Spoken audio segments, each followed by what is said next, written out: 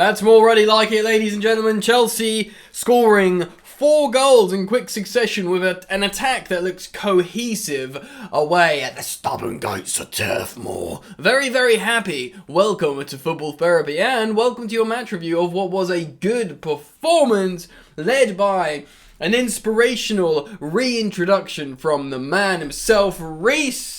Ruddy flames, boys and girls. He is a complete difference maker. Opens up the entire right flank. And when Chile's back on that left flank, you man are in trouble. I'm telling you now. Welcome back. Thank you for joining me on today's match review. We're going to talk about this game. We'll talk about the player performances. What it means moving forwards. No sub-appearance for Chelsea's record signing striker, who is called Romelu Lukaku. Now, please do consider dropping a like, because it just takes a second and it supports the channel. And you can be the difference in me getting more likes. Simply click. And of course, you are welcome to subscribe to this channel. How did Chelsea line up away at Turf Moor in the Premier League? This on the 5th of March, Saturday at 3 PM. Well, here we go. Oh, the sound's back.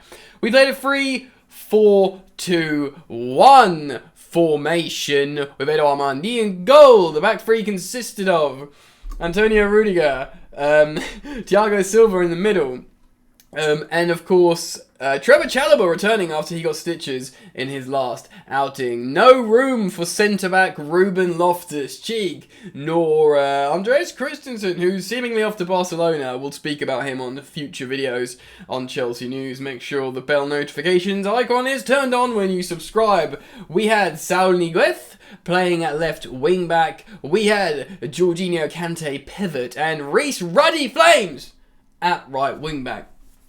Front three consisted of Mason Mount, we'll talk about him in a little bit, Christian Pulisic and Kai Havertz, we'll talk about both them man as well, and some appearances from Loftus-Cheek, who came on to play right wing back. Man can't get a break. Remember when Antonio Conte was like, I think Ruben could be a striker, he's a forward. He played left mid, left wing at Crystal Palace.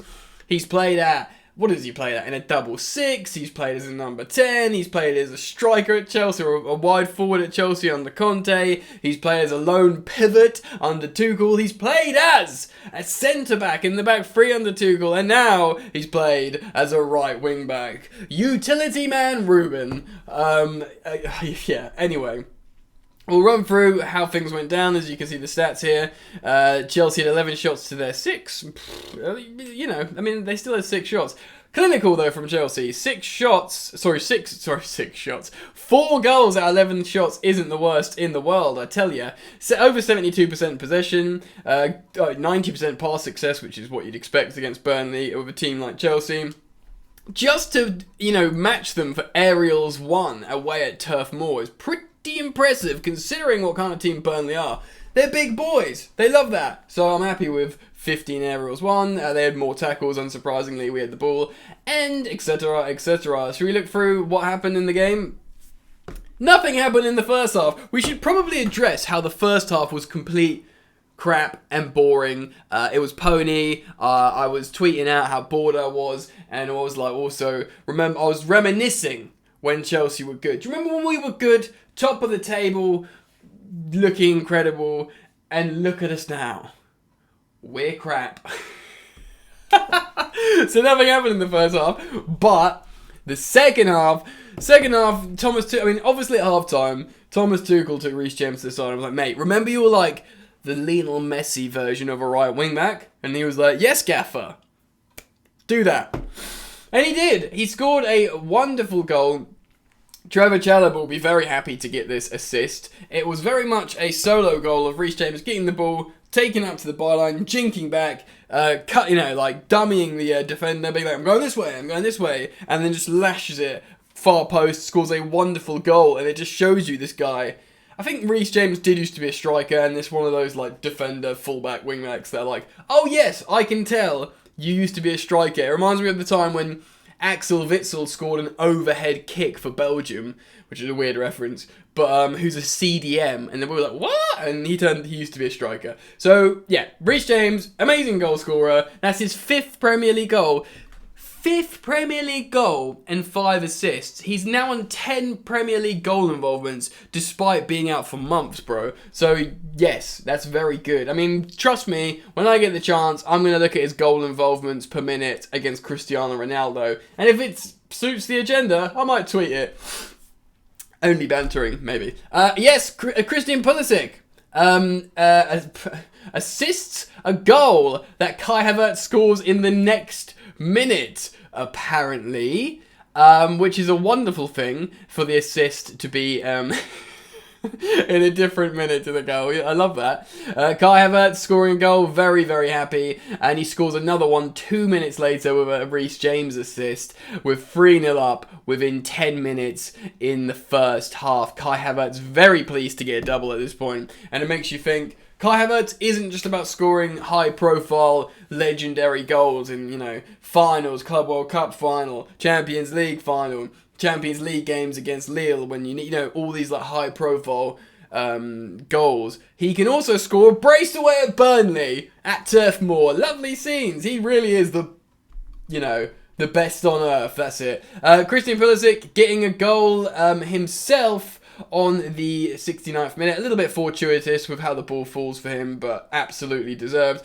But then we saw changes. Ruben Loftus-Cheek comes on for Reece James. No, sorry. Well, yeah, he comes on for Reece James in terms of playing right wing back. Kovacic for Kante. Timo Werner gets an outing for Mason Mount, who's quiet on the day. I really wanted us to get 5 goals. I think we probably were worth 5 goals, even though it would have just been in the second half, which is wild. But I'm very, very pleased, man. Let's go through player performances. Mendy, fine. I'm not sure he had to do anything, to be honest. Thiago Silva, absolutely incredible in the first half. It's all about Thiago Silva in the first half. It's getting boring, us just saying, whoa, this 37-year-old's just absolutely magnificent, because he is again today. Chalobah, very good, very happy. He obviously got that sort of a bit of a jammy assist, passing that to Reece James. Rudiger, very good. 2 opportunities. He's getting close to that long-range pile driver goal that we all know he's going to score soon. Jorginho, good, fine, very good. Coming in, it's the perfect opportunity for Jorginho to put his foot on the ball in a game like this and find opportunities. I was very pleased with him. Kante looked good, very good, I thought. Let me know what you think about Kante. Certainly in the first half, he was doing almost like Lionel Messi things, like, oh, I've lost the ball. That's okay, I'm going to win it back immediately and then dribble around people and look great. I thought Kante looked great. Let me know what you think. Saul Niguez, very good. Mate, Saul, turning into a really useful player, seemingly a great guy, very committed despite having a very difficult start. I think he's supported by the fans enough, which is nice. And we probably won't buy him unless now, because our super rich benefactor owner's gone, maybe we can't afford to buy Declan Rice. Maybe we can't afford to buy Aurélien Tchouameni. Maybe we have to trigger the buy clause for Saul. Who knows? But look, man, respect to him. He's done well. He's come in. He's been really useful. And he's done it again. He's been playing in midfield. He's done a really good job here. Of course, he scored a goal last time out. So, yeah. All about Reece James. Man of the match. Reece James, man of the match. He opens up the right-hand flank. Obviously, he's really safe defensively. But in terms of the way he combines, the way he progresses the ball, the way he creates, and the way he finishes. I mean, I'm not going to say anything else because he's incredible. And that's all you need to know. Front three, Mason Mount was very poor. I think he was poor because I don't see proactivity from him. Now, I know that I've been speaking to some people. There is an argument that he plays well with the forwards. He does link up very well with Ziyech, who of course was not in this game. He does have a great on-field relationship with Kai Havertz. And yes, he's more of a functional player, and that's why managers choose him. And I concede to all that. And I'm a Mason Mount super fan. But despite all that, I just don't think he's been good. And whether that's he can't find his way to influence games like he used to, or he's just in poor form, I don't know. But I don't want to grumble and be negative because he was part of an excellent performance in that second half. But lately, for me, he needs to step up. But I don't want to be negative. I want to be positive. And yeah, Kai Havertz, 2 goals.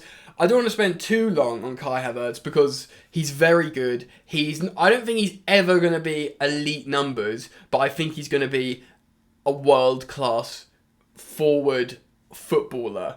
Like, whether he's playing near midfield, whether he's playing right at the top like a 9, I think he's absolutely superb. He's got incredible quality. He is indeed the silky German, and he can score goals. So we utilise him there. But for me, I wanted to spend some time and talk about Christian Pulisic because kind of like I understand totally why we've discussed this on the channel before, why when people think who's going to go, and the two players that everyone's talked about as most likely to go in terms of attackers would be Timo Werner, who the fans adore, and he's a very hard worker, and Christian Pulisic, who until the last couple of games was in really poor run of form. We know he can be so effective. I know it's boring to always say it, but he was so good under Lampard at Project Restart. And yes, that was ages ago, but it was an opportunity to show you what this guy can do in English football, Pulisic. And he got a goal and assist today. Despite his goal being a bit fortuitous, I think he was very good. I think he was a very good performance in terms of offensive performance. His assist for Kai Havertz with his weak foot, his left boot, was a wonderful assist with his weaker foot. When you ask me who's going to get a lovely assist with their weak foot in the attack, I go Kai Havertz. He's the most two-footed player. He's left-footed, but his right foot's amazing as well. So I would have thought Kai Havertz. Great to see that from Christian Pulisic.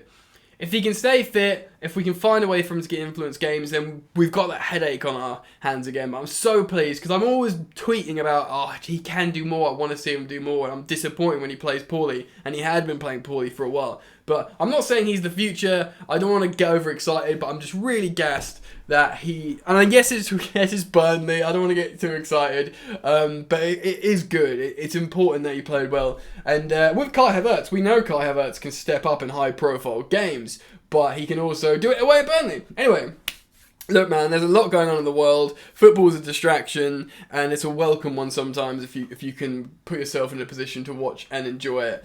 And, lots of uncertainty around Chelsea, of course. The Chelsea fans sung the owner's name. You will always understand why Chelsea fans will adore Roman. I didn't hear it, but I saw a tweet that they were singing it over the tribute to the war, which I think is pretty tone deaf. I don't think Roman Abramovich has invaded Ukraine. I think he probably would stop the war right now if he could. I don't think anyone wants war. But regardless, because of the geopolitical climate, it was a little bit tone deaf. Anyway, I'm very pleased. Great football performance. What do you think? Comment down below. Please do subscribe and drop a like. I respect and thank you all, my dear viewers. See you soon. You ain't so tough with that bad boy talk. I'ma get it how I'm living, I'ma walk the walk. Outline my lines, I rap through thought. Body bag the verse, outlined in chalk. In my life seen trouble, hustle on the double. Silence on the trigger like my pick got a muzzle. Yo chick like to guzzle, bad boy stay in trouble. I only love this paper, sorry I don't. I love me bitch.